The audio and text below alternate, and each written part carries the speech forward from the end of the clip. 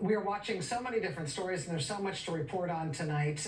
On the day that they swore in a new U.S. Health Secretary who has spent his whole adult life railing against vaccines, we now have word of a new outbreak of measles in the United States. In Texas, at least 22 children infected and 2 adults. Measles, of course, is an illness that can be prevented if you are vaccinated against it. But the Texas Department of State Health Services says none of the 24 people infected in Texas have been vaccinated.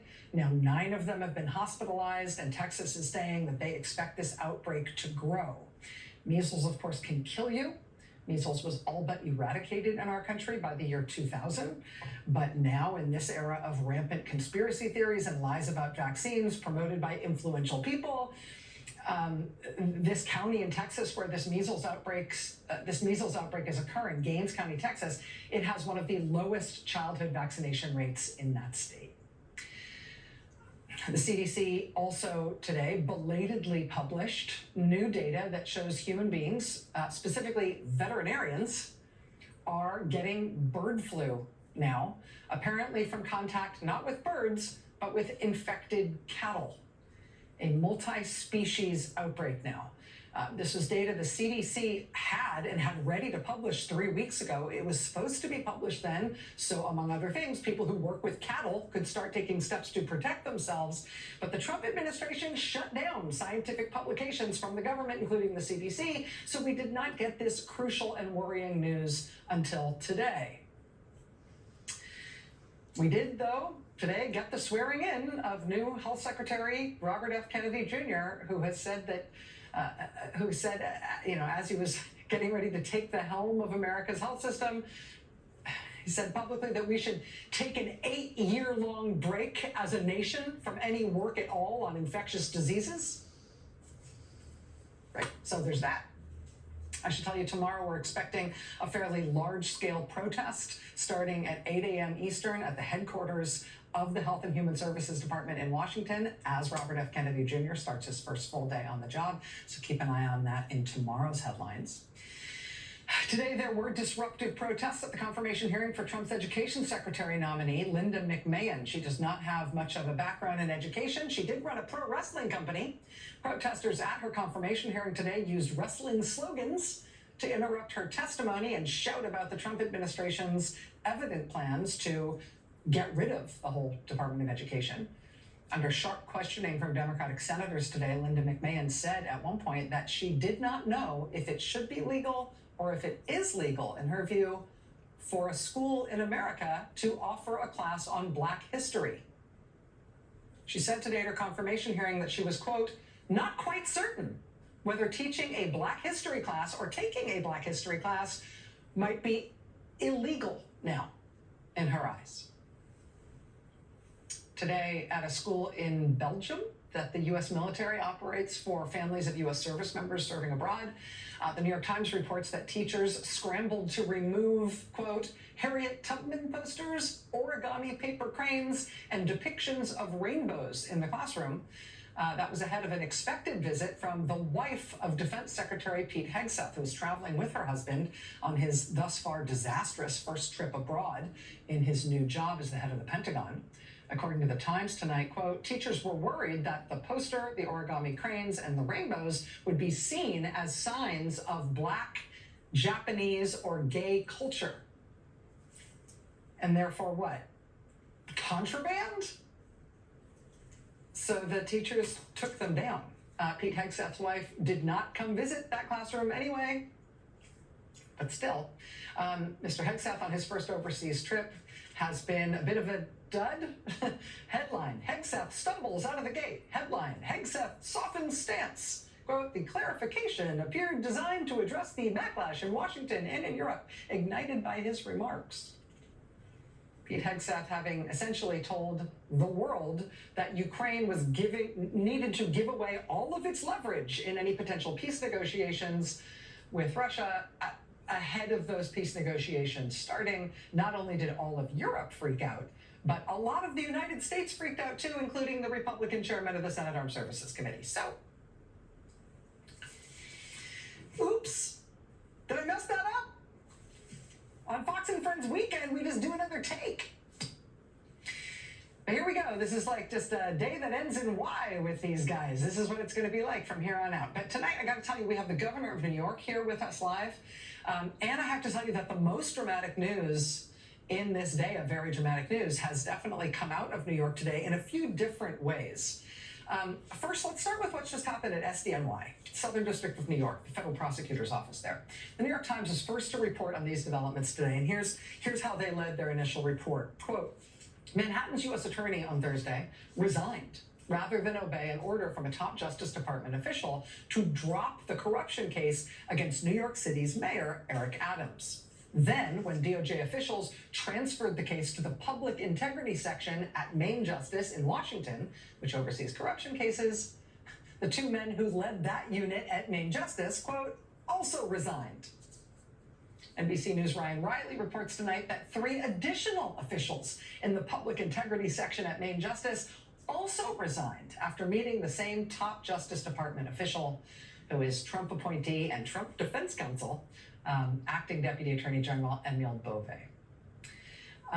So if you're wondering what kind of day it's been thus far at the U.S. Department of Justice, it's a 6 resignation kind of day thus far. But just to get the import here, just back up for a second. The mayor of New York City is Eric Adams. He's a Democrat. He's elected in 2021. The people of New York who elected Adams largely on his tough on crime platform would soon learn that federal prosecutors at SDNY in the U.S. Attorney's Office for the Southern District of New York, federal prosecutors started investigating him in 2021, even before he took office, because they were looking into what appeared to be serious irregularities in his campaign fundraising. Within a couple of years, the FBI was searching the homes and offices of the mayor's fundraising chief and his top staffers. And this past September, Eric Adams became the first sitting mayor of New York City to ever be charged with federal crimes. He was indicted on a whole raft of charges involving allegedly fraudulent campaign contributions, also a rip-snorting alleged bribery scheme in which he allegedly took campaign funds and gifts and luxury travel from agents of the government of Turkey in exchange for doing favors for the government of Turkey. And obviously this was a huge deal, right? First New York City mayor to get hit with federal charges. It's the mayor of the nation's largest city under indictment. But the charges themselves were like pretty straightforward corruption charges. You know, local politician charged with accepting money he's not legally allowed to accept. And in some cases, he's charged with allegedly doing official favors in exchange for that money. It's kind of a bread and butter public corruption charge. This is the kind of thing that U.S. Attorney's Office all over the country investigate and prosecute all the time. Prosecutors in SDNY indicted Eric Adams in September. Mayor Adams vowed to stay in office, vowed to fight the charges. He was given a trial date of this spring, April of this year, to have his day in court.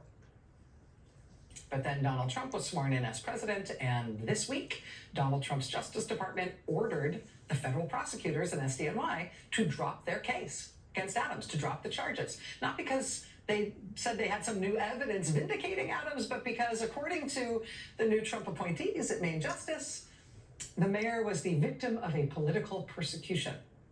See, the Biden administration had been out to get him. The Biden administration was out to get the Democratic mayor of the big blue city of New York because something Democrats, something. But here is something to note about the way they ordered the charges dropped against Mayor Adams. And I don't think this has gotten enough attention.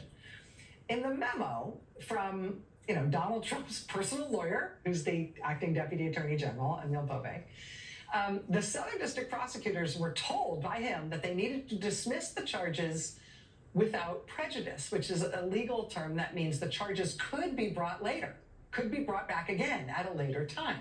The charges against Eric Adams, quote, shall be reviewed by the confirmed U.S. attorney in the Southern District of New York following the November 2025 mayoral election, based on consideration of all relevant factors. So we're putting these charges on ice for now, so Eric Adams can run his re-election campaign without technically being under indictment, and then we'll see how we feel. And maybe we'll bring the charges back based on consideration of all the relevant factors. Talk about having leverage over somebody, right? We're taking the charges away for now, but we could put them back, depending on all relevant factors.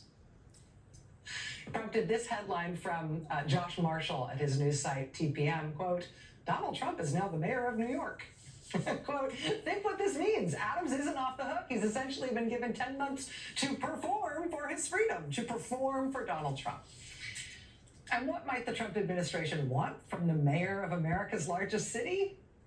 Well, from the Justice Department memo ordering SDNY to drop the charges, quote, the pending prosecution has unduly restricted the mayor's ability to devote full attention and resources to illegal immigration. Oh, I see. Sure enough. Oh, got it. And sure enough, today, Eric Adams met with Donald Trump's point man on mass deportations, and Mayor Adams promptly announced that he's going to start allowing federal immigration agents into the city's biggest jail complex, even though there is a city law explicitly against that. Interesting how much he wants to please Donald Trump right now, right? I wonder why that is. But here's why today was a 6 resignation day at the U.S. Justice Department. Because even though the acting Deputy Attorney General, Trump's personal lawyer, Emil Bove, ordered that the charges against Eric Adams had to be dropped. He ordered those charges to be dropped on Monday. We've been sort of watching all week, wondering what's going to happen, because here's Thursday, and as of this morning, those charges still had not been dropped. He ordered them dropped on Monday. What's going on? Well, the reason they hadn't been dropped is because SDNY said, no, we're not going to do it. The acting U.S. attorney in the Southern District of New York said, talk to the hand. Now, this was somebody specifically chosen by Trump to fill this role until they got their own nominee confirmed. She is a registered Republican. She's a prosecutor with what the New York Times calls bulletproof conservative credentials. She's in the Federalist Society. She clerked for Scalia. But when she was ordered by Maine Justice to drop the charges against Mayor Adams, this acting U.S. attorney, her name is Danielle Sassoon, she wrote this remarkable memo to Pam Bondi, Trump's newly confirmed Attorney General.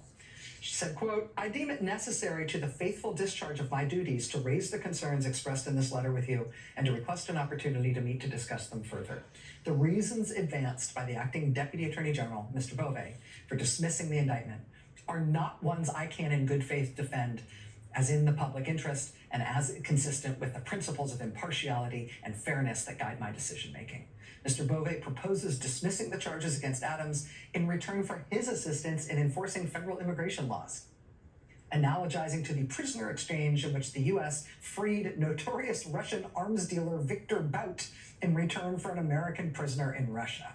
Such an exchange with Adams violates common sense beliefs in the equal administration of justice, the Justice Manual, and the rules of professional conduct. Adams has argued in substance, and Mr. Bove appears prepared to concede, that the mayor should receive leniency for federal crimes solely because he occupies an important public position and can use that position to assist in the administration's policy priorities. In your words, and she's quoting Pam Bondi to herself here, quote, DOJ will not tolerate abuses of the criminal justice process, coercive behavior, or other forms of misconduct. Danielle Sassoon says then, quote, dismissal of the indictment for no other reason than to influence Adams's mayoral decision-making would be all three. Rather than be rewarded, Adams's advocacy should be called out for what it is, an improper offer of immigration enforcement assistance in exchange for a dismissal of his case. Although Mr. Bove disclaimed any intention to exchange leniency in this case for Adams's assistance in enforcing federal law, that is the nature of the bargain laid bare in Mr. Bove's memo. That is especially so given Mr. Bove's comparison to the Victor Bout prisoner exchange, which was quite expressly a quid pro quo, but one carried out by the White House and not by the prosecutors in charge of Bout's case. Ms. Sassoon notes in a footnote here, and this is like actually maybe the most explosive thing in the entire thing. This is a footnote. She says, quote, I attended a meeting on January 31st, 2025 with Mr. Bove, Mayor Adams' counsel, and members of my office. Mayor Adams' attorneys repeatedly urged what amounted to a quid pro quo, indicating that Adams would be in a position to assist with the department's enforcement priorities only if the indictment were dismissed. Mr. Bove admonished a member of my team who took notes during that meeting and directed the collection of those notes at the meeting's conclusion. And finally, there's this. Quote, as you know, our office is prepared to seek a superseding indictment from a new grand jury under my leadership. We've proposed a superseding indictment that would add an obstruction conspiracy count based on evidence that Mayor Adams destroyed and instructed others to destroy evidence and provide false information to the FBI, and that would add further factual allegations regarding his participation in a fraudulent straw donor scheme. So she's like, no, we're not dropping this. Also, you want to talk about this quid pro quo thing and check my footnote in terms of your behavior here? But also, we have another indictment of Eric Adams coming soon. So it's not like just existing charges that are going to be put on ice. You're going to have to put the upcoming charges on ice as well. Danielle Sassoon ends the letter with this, quote, because the law does not support a dismissal and because I'm confident that Adams has committed the crimes with which he's charged, I cannot agree to seek a dismissal driven by improper considerations. I understand my duty as a prosecutor to mean enforcing the law impartially, and that includes prosecuting a validly returned indictment, regardless of whether its dismissal would be politically advantageous to the defendant or to those who appointed me. In the event you are unwilling to meet or to reconsider the directive in light of the problems raised by Bove's memo, I'm prepared to offer my resignation. It has been and continues to be my honor to serve as a prosecutor in the Southern District of New York. Very truly yours, Danielle R. Sassoon, U.S. Attorney, Southern District of New York. The hero is silent, but everybody could see it there. Apparently, Pam Bondi declined to meet with Danielle Sassoon because today Emile Bove sent a new letter to Danielle Sassoon saying, quote, your resignation is accepted. He also says that assistant prosecutors on the case are to be put on administrative leave immediately. And he says the Mayor Adams case is going to be transferred to the Justice Department in D.C. because of her, quote, insubordination at SDNY. But again, this did not go the way they intended. Once they transferred the case to Main Justice, they ran into more problems when the top two officials overseeing the Public Integrity Unit at Main Justice also promptly resigned. They said, we're not doing it either. They said, we also will not go to court to ask the court to drop these charges against Mayor Adams. The top two people in the department said that at Main Justice, and then 3 more people in that department resigned as well. So as of tonight, the Justice Department is down 6 prosecutors total, and the charges against Eric Adams still have not been dropped. And this all happens at a time, I mean, not a day, right? But I said, like, New York is at the heart of all these things going on. This all happened today with SDNY. Within 24 hours of what Pam Bondi did yesterday, on camera, live at a press event, when she did something shocking and bizarre and ultimately quite factually wrong. We're here today because we have filed charges against the state of New York. We have filed charges against Kathy Hochul. We have filed charges against Letitia James and Mark Schroeder, who is with DMV. This is a new DOJ. You know, maybe a new DOJ, but nothing else you said there was true.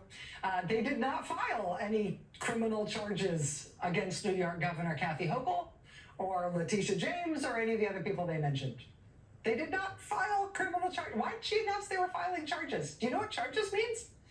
Here was the statement in response from Governor Hochul, quote, earlier today, Attorney General Pam Bondi marched in front of the TV cameras for a dramatic media briefing to announce she was filing charges against New York State related to our immigration laws. Hours later, when legal papers were shared with reporters, we learned this was smoke and mirrors. DOJ was filing a routine civil action about a law passed in 2019 that's been upheld by the courts time and again. We expect Pam Bondi's worthless, publicity-driven lawsuit to be a total failure, just like all the others. Let me be clear, New York is not backing down. And the state of New York really does appear to be girded for this fight and very confident in their position.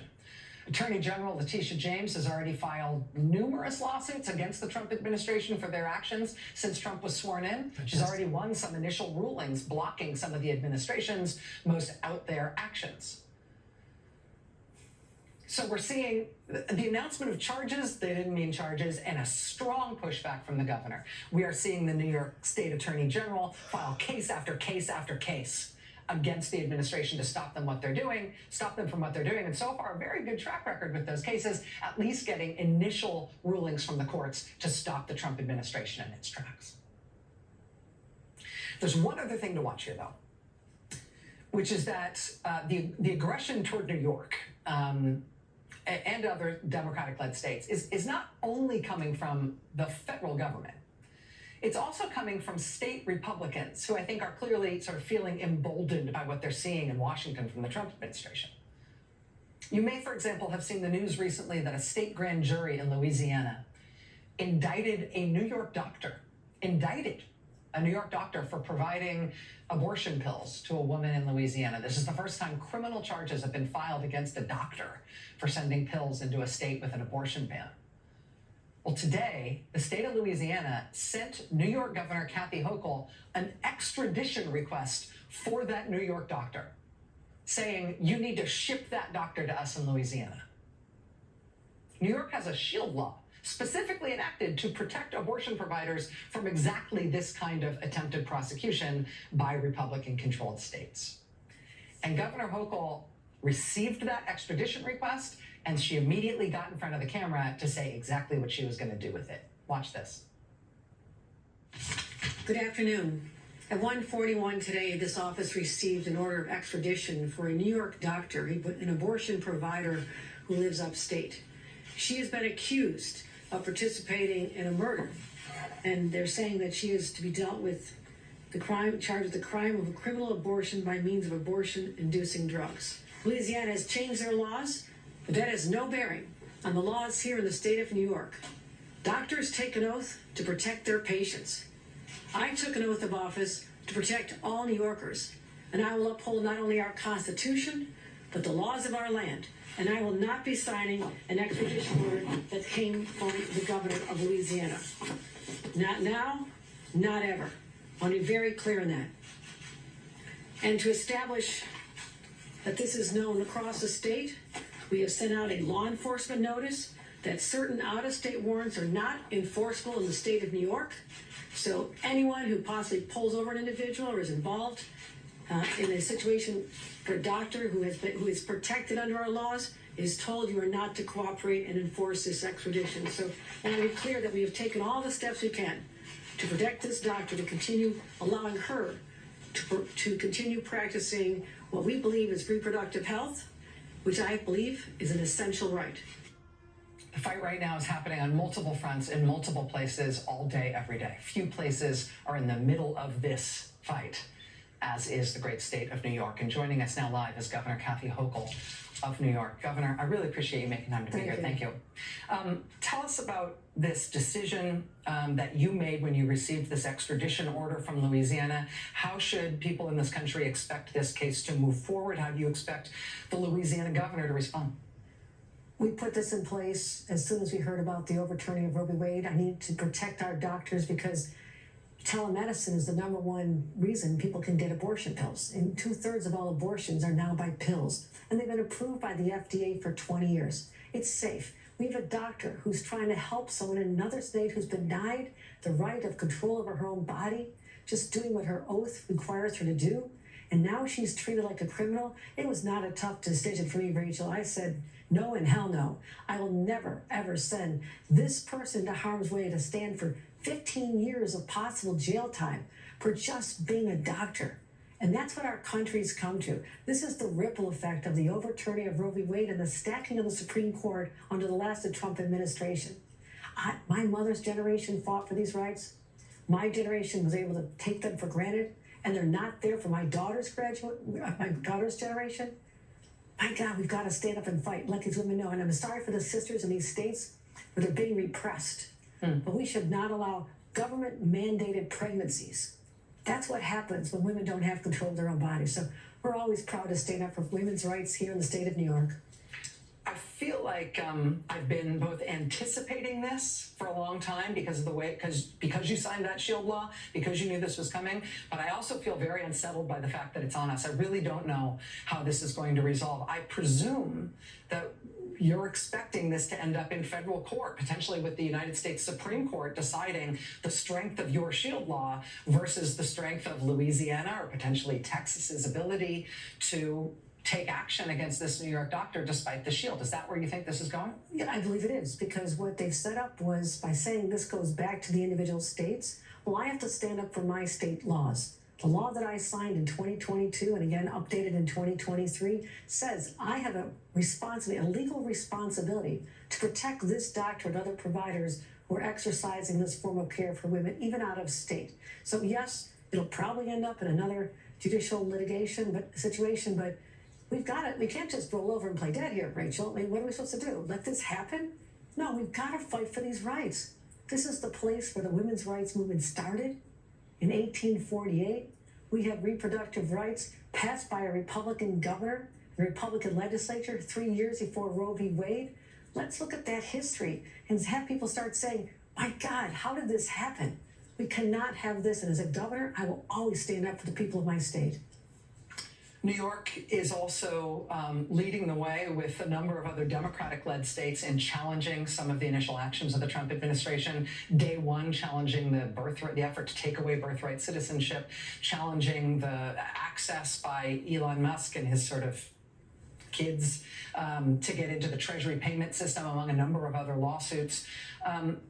New York is taking on, with other states, the burden of litigation to try to stop them. Do you see that as essentially the major clash in this country, the best legal footing that Democrats have in terms of trying to stop them in the courts? It's truly all we have. As sad as that sounds, I served as a member of Congress when the House was Republicans, but we had Democratic leaders in the Senate. So there's always this firewall to stop crazy from happening. We don't have that anymore. I worked so hard to elect enough Democrats to make Hakeem Jeffries the speaker, just to be a counterbalance if we ended up with Donald Trump in the White House. We came as far as we could in New York. Other states didn't get there. This is what we have to focus on. 2026 is right around the corner. So we as Democratic governors need the reinforcements to stop this in Washington. But until that time, we are it. And we have a lot of bold, courageous leaders. They're great friends of mine. And the message that I want to deliver, we're not going to have a hair on fire every moment. There's too much incoming. And you lose your credibility with the American people if they think all you're trying to do is attack. Now, if the Trump administration wants to roll up their sleeves and work with me to make New York City great again, help me invest in the subway system, make the subway system extend the Second Avenue subway up to Harlem so communities of color can have a shorter commute to the money jobs down in Wall Street, you have my attention. I'll work with you. That's what I'm trying to do. And fight for congestion pricing, which I wasn't sure how it would work. Rachel, people are getting around this city with ease, and more of the commuters are coming in saying, by ride, I shave 20, 30 minutes, and that is worth the cost. So these are areas I'm happy to work with the Trump administration. So it's not all anti-everything. But you come after any of the rights that we take for granted in our state, now you've got a fight on your hands. Let me ask you about this drama involving Mayor Eric Adams and the corruption charges against him. What we've just seen with the resignation of the U.S. attorney, the Trump-appointed acting U.S. attorney, the removal of line prosecutors on that case, the demand from Maine Justice to drop that case, the refusal from SDNY to do it, then the resignation of Maine Justice officials who had the case dumped on them and they wouldn't take it either. This is just an incredible drama in terms of federal law enforcement right now. But you are in a very unusual position, a singular position with regard to this case, which is that thanks to the New York State Constitution and New York City law, you are the only person who has the power to effectively fire Mayor Eric Adams and remove him from this position, which might conceivably moot this whole fight. How are you thinking about that now? You could have done it at any point until now, but now, given this crisis that's emerged in federal law enforcement around this case, are you feeling differently about that responsibility? Let me tell you from a couple of angles here. One is that this is unbelievably unprecedented for the Department of Justice in Washington to interfere in this way. My husband was a 30-year federal prosecutor. Barack Obama made him his United States attorney. You look at what happened here. This is not supposed to happen in our system of justice. The Bondi administration in that Department of Justice is already showing they're corrupt. Now, set that aside. I did see the letter that was issued by the acting United States attorney. The allegations are extremely concerning and serious. Yes. But I cannot, as the governor of this state, have a knee-jerk, politically motivated reaction like a lot of other people are saying right now. I have to do it smart, what's right, and I'm consulting with other leaders in government at this time. I've got to have one sane person in this state who can cut through all the crap and say, what is my responsibility, guide me to do? And just as when the allegations came out last September, and the city was in chaos, I said, I will intercede, work with the mayor to get rid of a lot of people who are under indictment, calm it down, bring in a new police chief commissioner who's doing an outstanding job. Our subways are safer. People are feeling better around the city. More people are coming back. I don't want our rebirth to be stopped by this. I have to maintain stability and the chaos and do what's right for the city of New York, because as governor, I also represent the city. These are my constituents as well. I'm going to make sure they're protected here. So this just happened. I need some time to process this and figure out the right approach. But you are consulting with other leaders, consulting with your advisors, and looking anew at this matter. Of course I am. Given the recent Of violence. course I am. Governor Kathy Hochul of New York, the woman very much at the center of multiple storms right now. Thank you so much for coming and talking to us. Nice to get a break from the action out there. I have to stay here some time. You can stay in here, nice and calm I think in I'm here. safe. Go to the rest of me in here. We'll close the doors, please. All right, we'll be right back. Thank you very much.